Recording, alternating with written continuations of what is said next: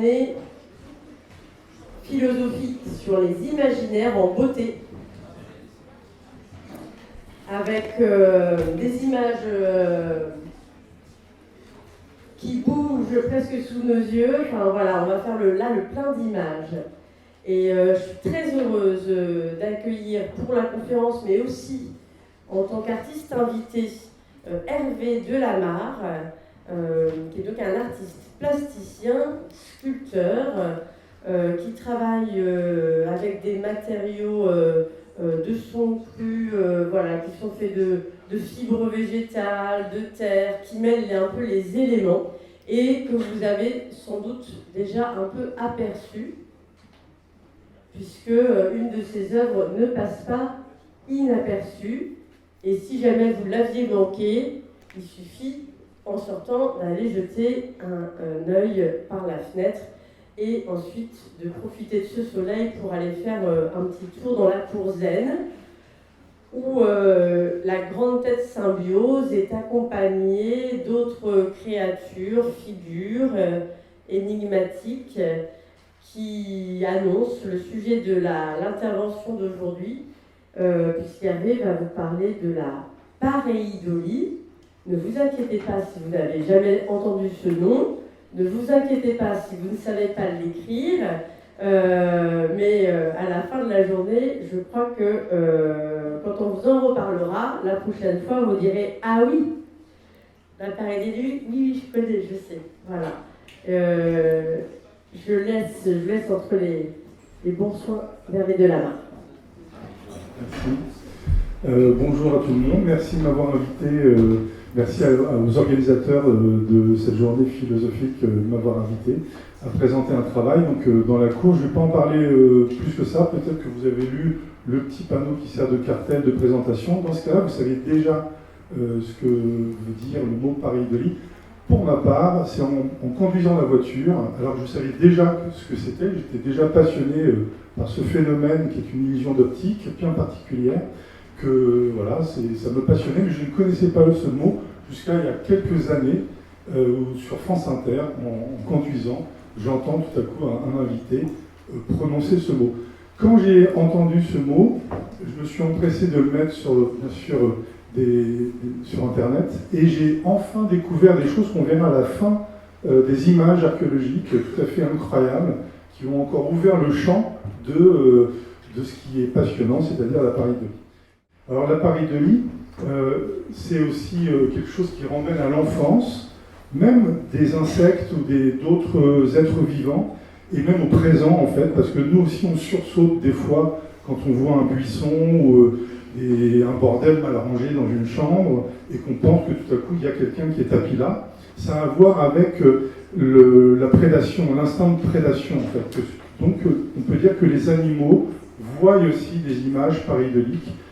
Les êtres vivants voient dans les formes libres des racines, des pierres, des nuages, des ombres, etc., des prédateurs, mais aussi des êtres imaginaires et autres projections d'esprit. Alors, dans la poésie, la littérature, dans l'art, le mot pareidolie, qui est un peu savant, même si c'est un mot simple, il n'y a pas de Y, il n'y a pas de H, mais il y a d'autres constellations, on pourrait dire, de mots, notamment les pierres de rêve, on va voir tout ça en image un peu plus loin, les gamaées, les roches de lettrés, les marbres ruines, etc. J'aimerais juste introduire encore une autre notion, c'est la pareidolie spontanée, c'est celle qu'on va un peu égrener rapidement, à rebours, en montant en arrière, en allant d'aujourd'hui jusqu'à 3 millions d'années, j'ai pas beaucoup de temps pour le faire, mais on va essayer d'aller jusqu'à 3 millions d'années, et la pareidolie organisée. Voici une œuvre d'un illustrateur qui a utilisé d'ailleurs, non pas Photoshop, mais quasiment la même chose en plus élaboré, une IA, Dali, et il a organisé une image qu'on reconnaît tous, ce qu'il a mis dans ses prompts en paramétrant bien sûr Dali. Fais-moi avec du linge mal rangé. Le titre de son illustration c'est Désordre, la Joconde. Il y en a une suivante aussi de l'auteur. Donc là on peut passer à la suivante. Là on est dans des pareidolies organisées. Et ça rejoint le tableau de Magritte qu'on a vu en ouverture ce matin.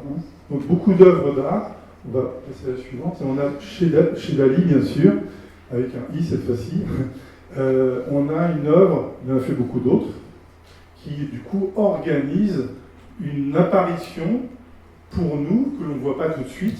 Donc c'est une pareille de lit organisée, préméditée pour le spectateur. Là maintenant, on est dans les pareilles de lit spontanées, et là on peut vraiment ouvrir un champ qui est votre quotidien, puisque dès l'enfance, je ne vais pas redire la formule de tout à l'heure, mais chacun d'entre nous a projeté son imaginaire dans, voilà, ici une feuille, peut-être une serrure de boîte aux lettres ou d'autres choses. Je vous laisse apprécier. Alors, les images de pareil de lit que je vous montre sont sans trucage. C'est une histoire de cadrage, bien sûr, et du bon moment, puisque le nuage, par définition, va se transformer dans d'autres formes, peut-être une demi-seconde plus tard. C'était aussi évoqué ce matin les papiers peints, plutôt de nos parents, voire arrière-grands-parents. Ces papiers peints qui redeviendront peut-être à la mode. On peut voir l'image suivante. J'ai forcé le trait avec Photoshop pour bien vous montrer tout à coup on peut situer des yeux à cet endroit-là, mais peut-être que certains d'entre vous ont vu un visage ou autre chose à d'autres endroits. Ça, c'est sûr. Voilà un détail d'une machine, le hasard d'un rangement de planches à découper sous une armoire de cuisine. Les images en bas sont toutes petites, donc je pense qu'au fond de la salle, je vous les commente rapidement. En fait, on a 6 photographies en gros plan d'orchidées, qui ont vraiment comme des masques un peu de shogun ou de personnages fantastiques. Une découpe d'orange, une forme de patate, dont même on n'a pas dessiné les yeux, hein, c'est les yeux naturels, les nœuds qui sont sur la surface de la patate, qui sont situés là où il faut pour créer presque un nounours. À nouveau une orchidée, une autre fleur, un redon de silex, des bourgeons de plantes japonaises, et puis une tornade qui se forme. On va voir aussi un peu l'image suivante. C'est à la seconde près par moment pour les photographes qui sont comme ça à la recherche, ou pas d'ailleurs, de pareil de lit. Là, chez Daniel Biber, c'est le fruit du hasard. C'est quelqu'un qui veut faire une série de photos en mitraillant une murmuration des tourneaux. Et cette image a pas mal circulé sur Internet, ou certaines d'entre elles. Et c'est en épluchant et en triant la centaine d'images qu'il a pu faire sur son motif que tout à coup, il y a comme une mise en abîme, puisque la nuée forme elle-même, par moment, c'est l'image surtout que j'ai agrandi, un oiseau. Alors le terme de Manuport, qui est sur l'image de gauche, correspond à un terme souvent repris par les archéologues. C'est l'objet que l'on ramène suite au moment d'une balade, on ramène chez soi un caillou.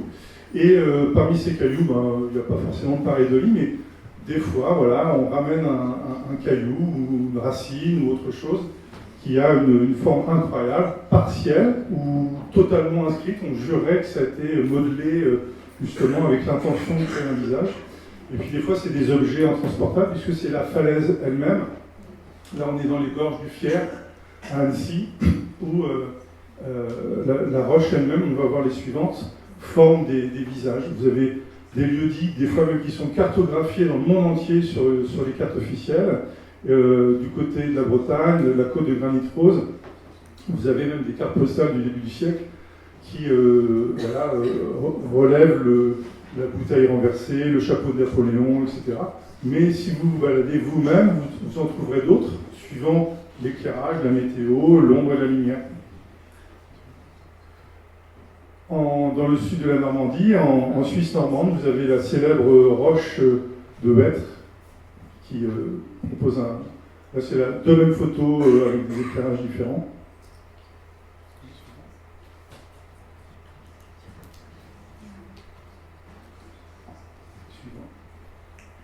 Et puis alors des lieux-dits terrestres, aux lieux-dits dans le cosmos. Je vous emmène avec une nébuleuse qui est connue sous le nom de nébuleuse d'Orion, dit nébuleuse à la tête de cheval.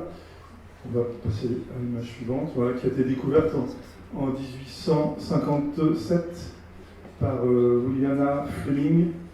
Et les images plus perfectionnées de Hubble dévoilent la supercherie de l'appareil de Lie. Cette illusion d'optique tombe en poussière, puisqu'on voit bien qu'il n'y a pas de cheval nulle part. L'astérisme aussi qui rejoint un peu l'appareil de Lie, peut-être qu'on fait un pas de côté, c'est-à-dire on va chercher une cohérence, ou tout simplement on va dire, mais tiens, cet ensemble de points lumineux me rappelle une casserole ou un lion, et du coup on est dans la création des constellations. Dans la Chine antique, il y avait plus de 300 constellations, et il a fallu attendre les années, entre les années 20 et les années 30, on a enfin défini 88 constellations qui rappellent un peu l'histoire de l'appareil de Lie. On peut passer.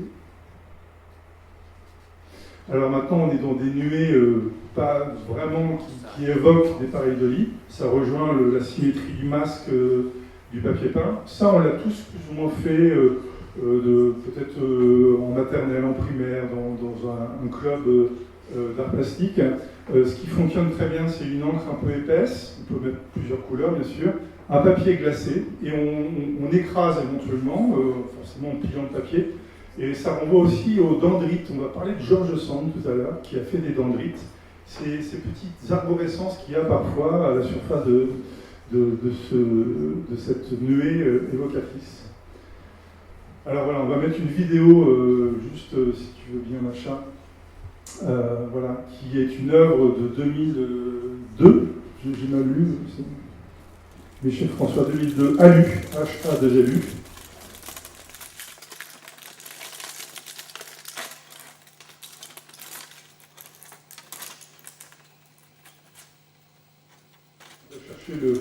L'effet miroir qu'on a tous sur notre webcam si on a un ordinateur. Et du coup, on crée comme ça la moitié gauche qui se forme en symétrie. C'est une vidéo qui est présentée souvent sur un mur géant. Et on est véritablement happé par l'appareil de Lie qui ne cesse de nous... Je vous laisse d'ailleurs... La définition n'est pas idéale, mais ça fonctionne déjà. Donc là, on a nos Pokémon, nos Transformers, nos masques d'insectes, de Shogun qui surgissent.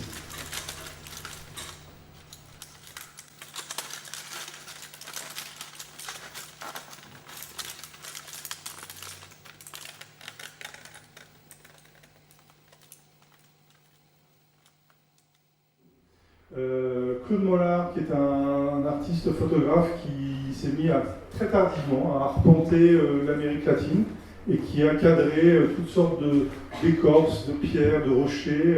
Il a constitué aussi une espèce de légende imaginaire qui s'appelle les Origènes.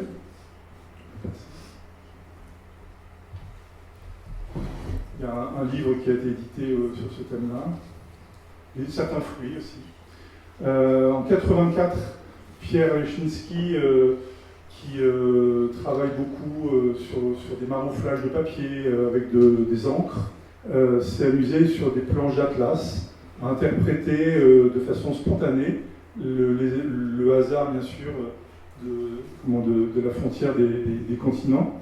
Et donc l'Europe, tout à coup, avec l'Angleterre, bien sûr, qui est englobée, devient un être avec un chapeau, une fleur qui vient chercher les îles au nord, etc. Donc là, il y a une part de spontanéité qui est due au hasard des îles et des continents, et puis après, bien, il en rajoute, et là, tout n'est pas que pareil de lui, bien sûr.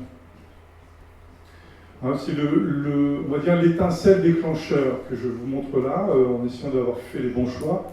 Et on a un Havrais, Jean Dubuffet, qui s'est beaucoup intéressé à l'art hors norme, qu'on appelle des fois l'art brut, qui s'en est beaucoup inspiré, qui vers la fin, il travaillait avec des périodes distinctes, et donc une de ces dernières périodes, qu'il a intitulée non sans malice l'ourloupe, s'inspire de de méandres. Alors là, ce n'est pas les méandres des continents, c'est du dessin automatique qui fait au départ au téléphone et ça finit à la poubelle. On en fait des fois tous, même en plein cours, ça n'empêche pas d'être à l'écoute. Et ces petits dessins, après, il va les découper tels quels, sans vraiment les réinterpréter, sauf par collage et en mettant une légende qui tout à coup identifie l'appareil de lit qui le projette, bien sûr. Donc on a une génisse, on a le serviteur, voilà, on a différents, le canard en bas à gauche. Bien sûr, lui, il voit un canard, vous irez. Comme il ne rajoute pas les yeux ni les plumes, on peut bien sûr peut-être projeter de nous autre chose. Il va travailler ça en peinture avec des puzzles. Là, on va avoir des visages qu'il a réellement voulu induire. Peut-être qu'il les a induits avec le même système de méandres hasardeuses. Et puis nous, on va aussi en projeter d'autres qu'il n'a peut-être pas voulu peindre. La tour aux figures aussi est une grande œuvre à Issy-les-Moulineaux qu'il a réalisée en 88, entre 67 et 88. Et là aussi, on a une quantité de masques, un tour aux figures au pluriel, bien sûr. Alors, chez Pablo Picasso, c'est une œuvre qui est induite, peut-être l'amorce est fait simplement avec un jouet d'enfant, c'est-à-dire une juva. On reconnaît les rondeurs de la carrosserie d'une juva. Et puis c'est ça qui va insuffler l'idée, parce qu'il y voit le début du visage d'une guenon, et donc il en fait une sculpture qu'on va voir en entier après, en assemblant cette fois-ci une calebasse et du plâtre et d'autres éléments. Donc là c'est vraiment juste la juva qui va donner l'idée de la suite. Alors un des pères de l'appareil de lit à grande échelle, parce qu'il en fait des pages, c'est Henri Michaud dans les années 50. Et il va très peu en parler, il ne va pas se prononcer, il va laisser le champ libre du spectateur. Il va faire donc des écritures mécaniques, des écritures aléatoires. Il va juste titrer ça mouvement, et il y aura un poème quand même que je vous invite à retrouver, où en fait quand on le lit, si jamais on a fait l'expérience avec un pinceau, de l'encre, tout en pinceau à la verticale, de faire 3 secondes, puis 3 secondes, puis 3 secondes, surtout pas plus, avec des jeunes enfants, moi je dis... qu'est-ce que je leur dis? Je leur dis tapoti, tapota, et voilà. Donc le pinceau sautille en restant presque sur place de la feuille. Après on peut varier, on peut plier la feuille, etc. Et en faisant cette mécanique très répétitive, et ben en fait on lit le poème d'Henri Michaud. C'est tout à fait ce qu'on éprouve en faisant ce système de jeu, puisque ça reste un jeu bien sûr. Donc on y voit bien sûr des insectes, des danseurs, toutes sortes de choses en transe, en transformation. 1940. Il va m'inspirer un ami contemporain de son époque, Max Ernst. Justement, Oscar Dominguez est moins connu. Il fait ce qu'il appelle des décalcomanias. Autrement dit, on va le voir aussi avec George Sand. Il a un rendu dendrite qu'on voit très très bien sur la création à l'encre de Chine écrasée avec une plaque de verre, plutôt l'espèce de bœuf un peu préhistorique d'ailleurs, en bas à gauche. Et forcément, il va réinterpréter, mais très peu. On sent qu'il y a une économie de moyens. Le lion est sans doute issu vraiment à 100% de l'écrasement de l'encre. Par contre, la roue de vélo, c'est sans doute rajouté, mais peut-être sur un début ou deux de coulure. Donc il y a un peu, voilà, un petit peu de rajout. Le regard, le museau du buffle, sans doute, c'est aussi rajouté, mais ça s'arrête là. Là, ici, je peux modestement vous dire, avec l'expérience que j'ai, que c'est sans doute 100% sans action derrière. C'est-à-dire qu'on a un pur hasard de silhouettes qui se font face, et à droite, d'un espèce de paysage fantastique qui pourrait apparaître dans un film. Alors là, on est avec un artiste qui est plutôt rangé dans la grande constellation de la brute. C'est quelqu'un qui va collecter des rognons de silex et qui va, un peu comme Dominguez, avec beaucoup avec beaucoup d'économies de moyens, intervenir un tout petit peu avec de l'encre, très peu sur chaque roche. Quoique celle qui est en haut à droite, on pourrait jurer qu'il n'y a pas trop de peinture. C'est les creux sont issus d'érosion naturelle du silex. Alors voilà un site tout à fait intéressant qui se trouve en Suisse et qui est connu pour être une espèce de cascade, de grotte à la fois, qui accueille le hasard de l'érosion, un profil de géant. Donc c'est le géant près des bains de Saillon. Le site s'appelle Valais, ou en Valais. Et on peut passer à l'image suivante. Gustave Courbet, qui fuit pour ne pas y laisser sa tête la commune de Paris, va s'exiler en Suisse et peindre des paysages, et notamment se rendre sur ce site pour exécuter cette peinture. Et il va l'intituler La grotte des géants de Saillon. Donc il met au pluriel un site qui est connu pour ne proposer qu'une tête géante. Et en effet, on peut passer à la suivante. J'ai un professeur d'art plastique sur Internet qui s'est amusé à souligner, voilà, sur cette reproduction à gauche en noir et blanc, d'autres visages. Et on peut être en désaccord partiel, c'est-à-dire qu'on peut encore en voir d'autres.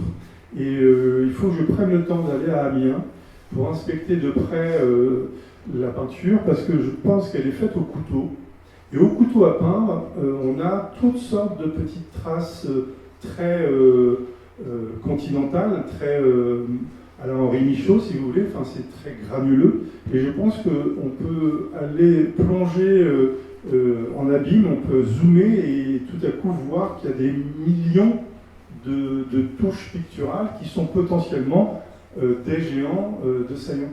Donc je trouve assez fort le parti pris de Courbet sur ce thème-là, et cette toile est tout à fait étonnante. Elle m'avait semblé presque anecdotique au début, mais en découvrant le dossier du professeur d'art plastique dont j'ai omis le nom, j'aurais dû le noter, ça m'a sauté aux yeux, il se passe quelque chose dans cette peinture. Voilà les dendrites rehaussés à l'aquarelle de Georges Sand, qui a fait ça pour des petits-enfants, des neveux.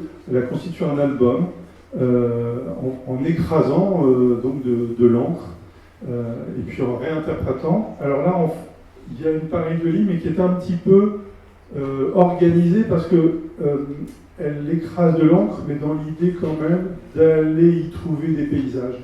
Et de toute façon, ça s'y prête. Même si Dominguez nous montre qu'on peut voir un lion bicyclette aussi.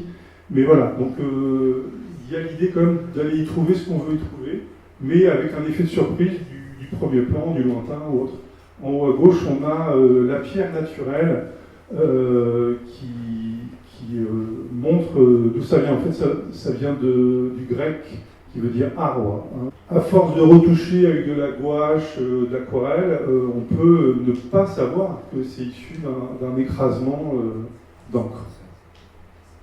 On a Victor Hugo qui a exploré aussi ça énormément. Il y a plus de 2000 dessins connus de Victor Hugo, dont un ensemble, pas la majorité, mais un grand ensemble, utilise des taches d'encre avec d'autres procédés, des fois qui sont très modernes pour l'époque. Il va faire ça pour sa sphère privée, pour ses amis. Il va être aussi aiguillé, inspiré par des amis peintres. Et là, ce sont des tâches quasiment pas retouchées. Donc, c'est pour ça qu'elles restent relativement abstraites. Mais on peut déjà y voir une lune, un paysage. Dans les suivantes, on va voir qu'il y a eu un début d'interprétation, mais très léger. On a sur un cahier qui est ouvert en deux à gauche, la partie supérieure propose un espèce d'ange, un ange noir ou un ange vu à contre-jour. Et même chose, on a une créature ailée, un peu étrange, qui est sur l'image de droite. Et puis, un peu comme Georges Sand, il va vouloir aussi voir romantisme. Le romantisme va l'inspirer aussi à vouloir y voir des châteaux dans des coulées. Alors des fois, on ne reconnaît pas, parce qu'il y a beaucoup d'action, mais des fois, on devine bien la couleur ou la trace d'encre. Et puis, il y a aussi des taches pliées qu'il va ressouligner à la plume, en exploitant le négatif blanc et puis le positif à l'encre, pour aussi jouer avec ses petits-enfants, disait-il.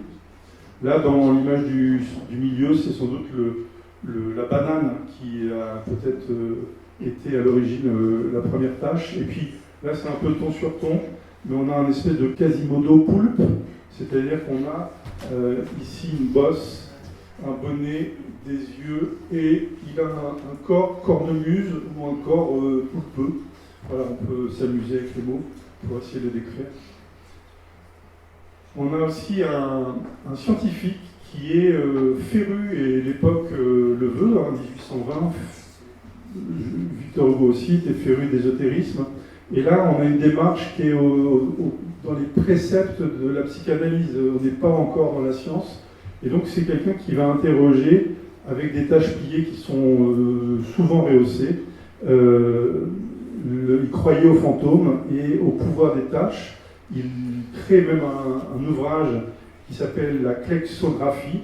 Et donc, Justinus Kerner explore énormément la pareidolie avec un versus ésotérique. Ce sont des créatures qui pourraient être réinterprétées dans le cinéma fantastique d'aujourd'hui, qui ont peut-être inspiré. Alexander Cosen, c'est vraiment un carrefour intéressant. C'est le premier traité de peinture uniquement sur le thème de la pareidolie. Il va découvrir ça avec un élève, c'est un peu schématisé dans l'image suivante. C'est-à-dire qu'il en a marre d'être dans la norme de copier les grands maîtres. Franchement, ça commence à le saouler.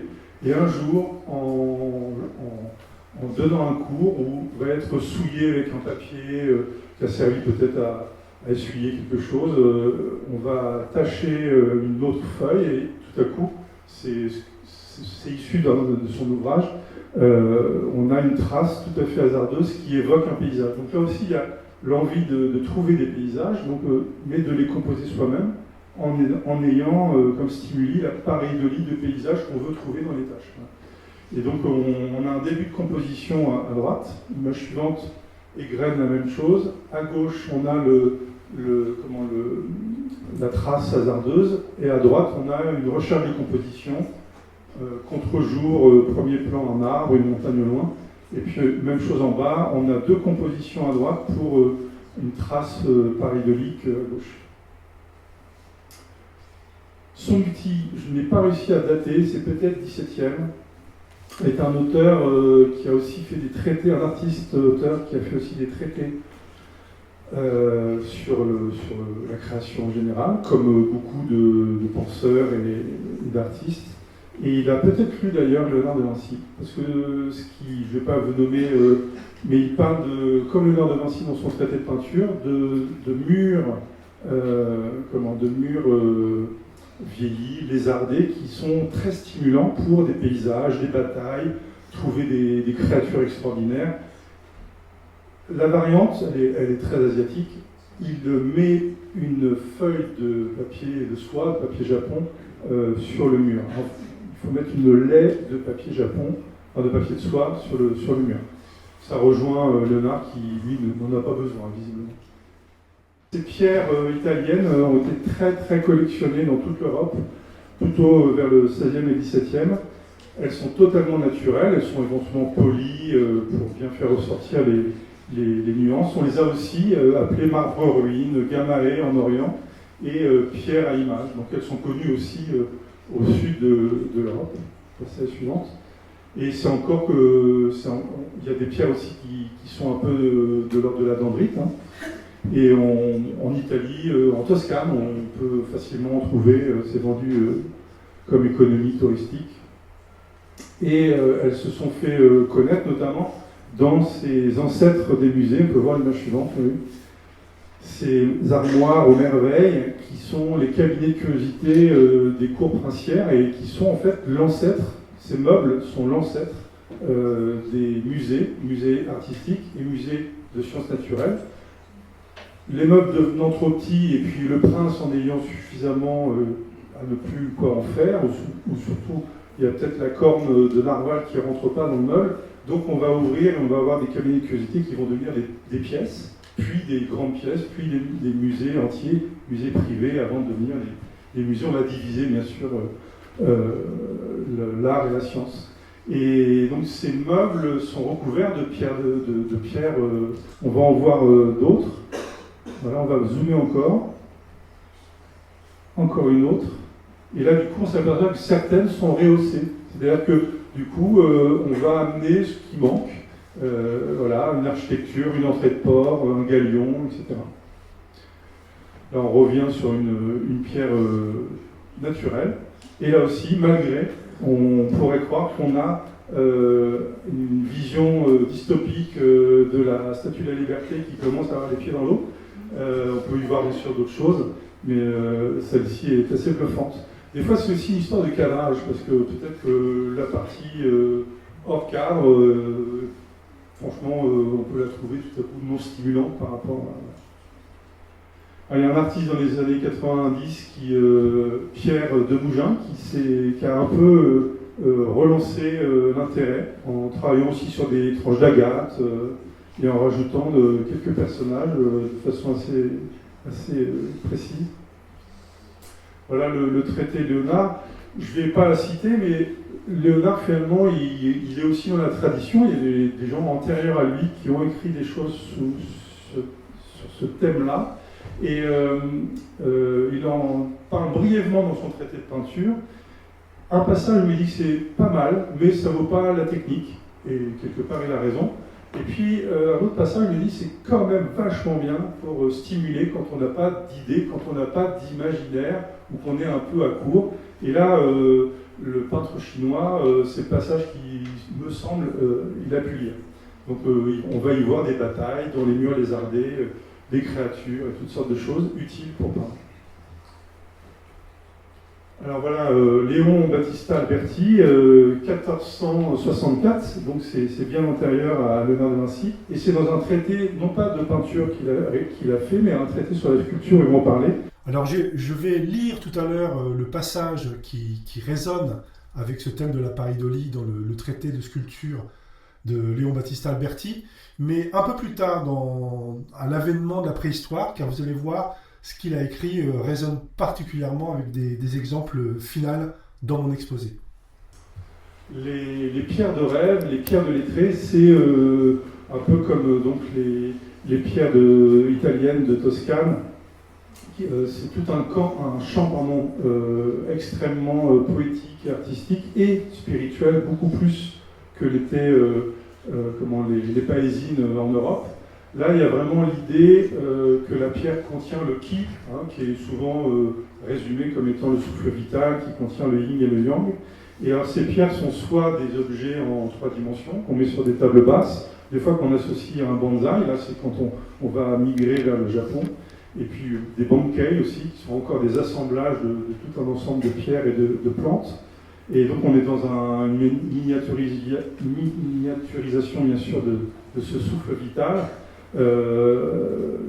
Et puis on a des pierres plates qui vont aussi jouer un peu comme le découpage de Victor Hugo, le pliage de Victor Hugo tout à l'heure, parce qu'on peut bien sûr à nouveau y voir cette montagne, mais on peut y voir un être en négatif, un espèce de lapin étrange qui pourrait aussi faire partie de l'imaginaire suscité par ces pierres de rêve. Donc elles sont collectionnées souvent à prix d'or.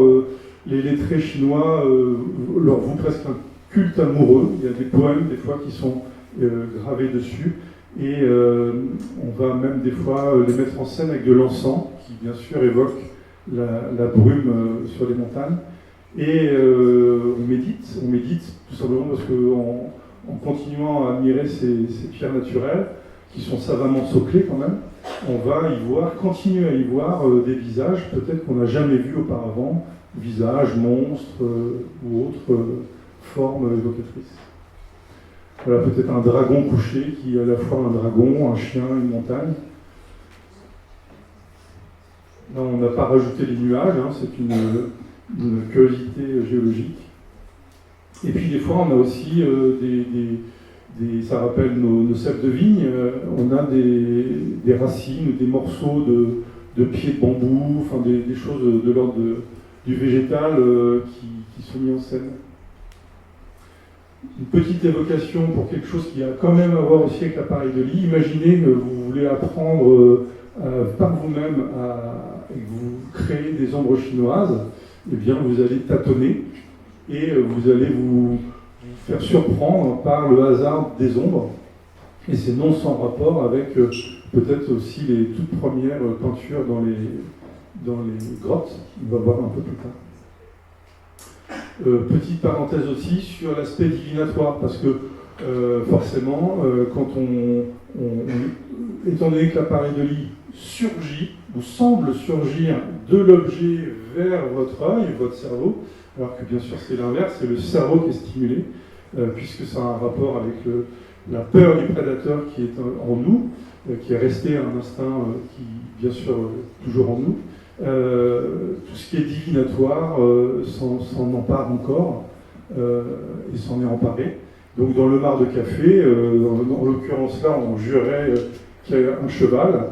Donc après, on peut faire de la psychologie fine ou moins fine, mais on peut bien sûr interpréter qu'est-ce que signifie l'apparition de ce cheval et quand même faire du bien à qui veut le croire. Il y a aussi un célèbre épisode à l'époque, on est dans les années 70, où la sonde Viking va survoler Mars et on va être persuadé qu'il y a un visage sur Mars, donc les Martiens ont fabriqué un visage, peut-être même christique. On va voir l'image suivante.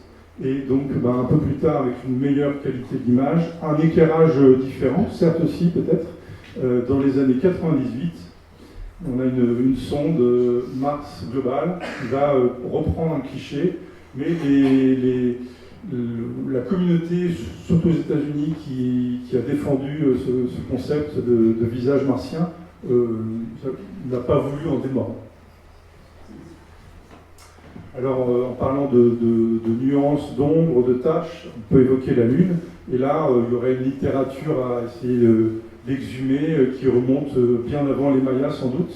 Il y a des cultures qui ont interprété, de par le monde entier, les taches sur la Lune. Le lièvre revient souvent, mais on peut aussi voir autre chose, suivant l'orientation et là où on est sur Terre. Nous voilà arrivés à la préhistoire.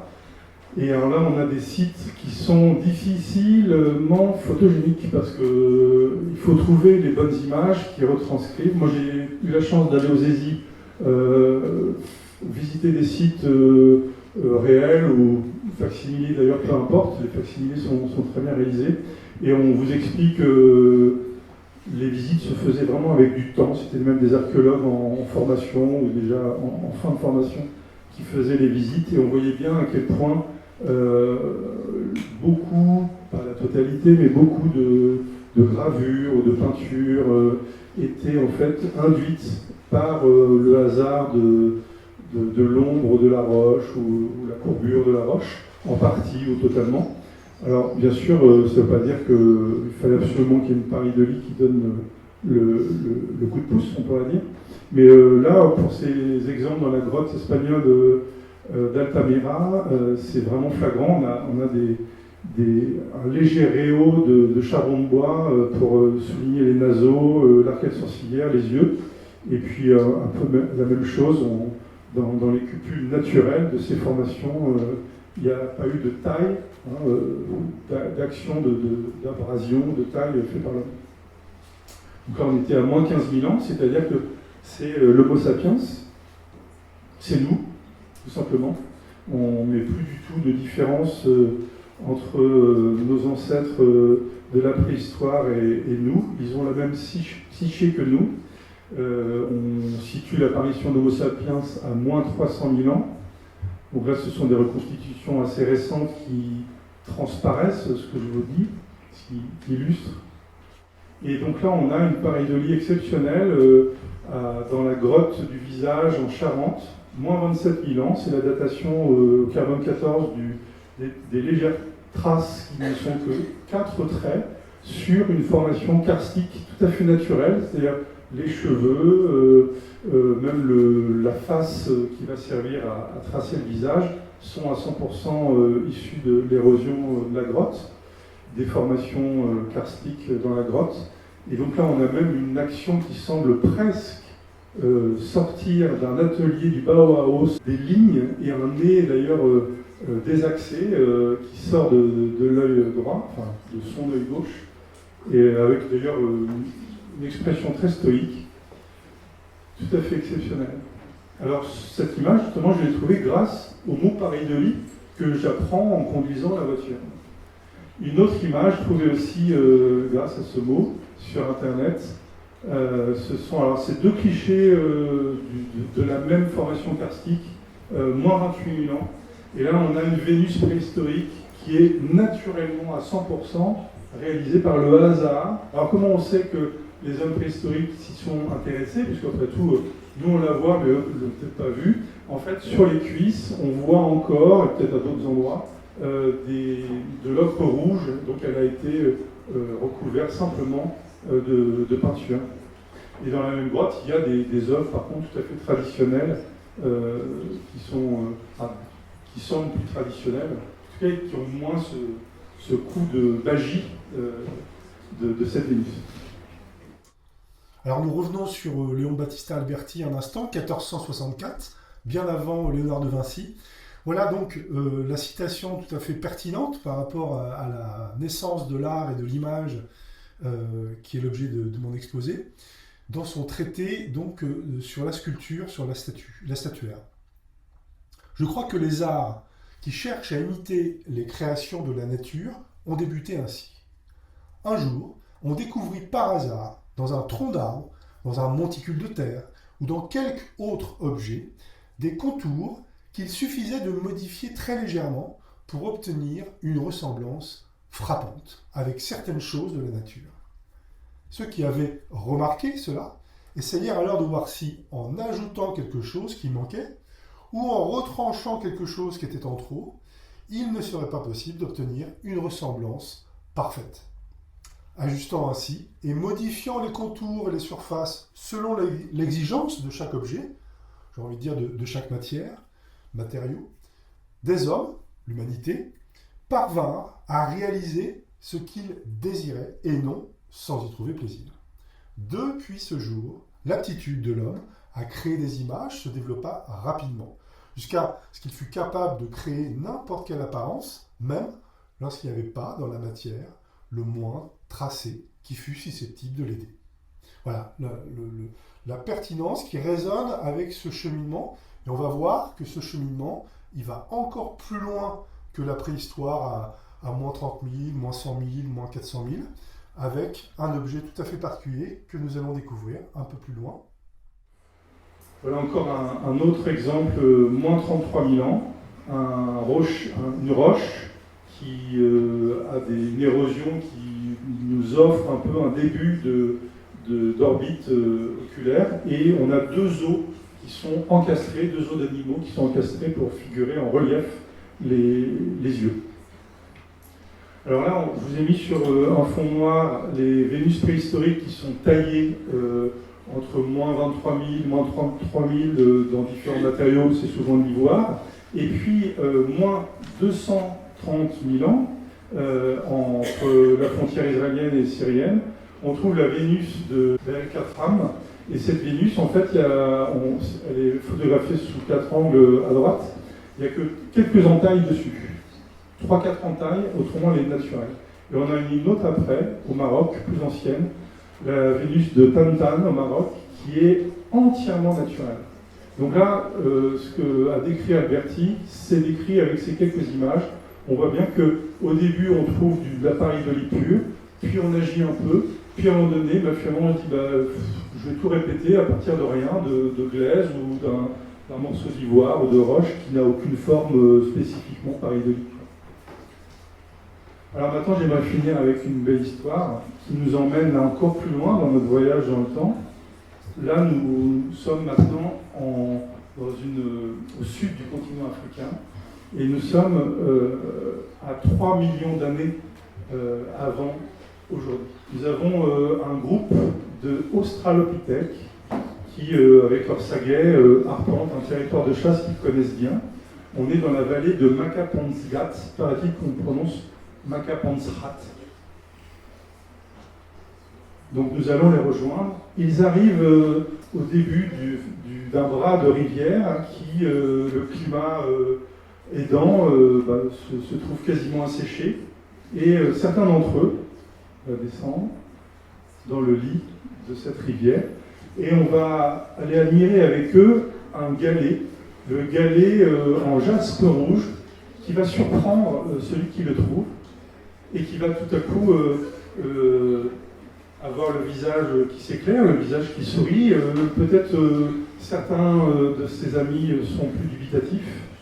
Et il a trouvé, il est dans un musée en Afrique du Sud, le galet qu'on a surnommé bien sûr le galet de Makapangat. Moi j'ai découvert son existence dans une bande dessinée de Marc-Antoine Mathieu, que je vous recommande, qui est tout à fait étonnant, qui s'appelle Otto, O-2-T-O.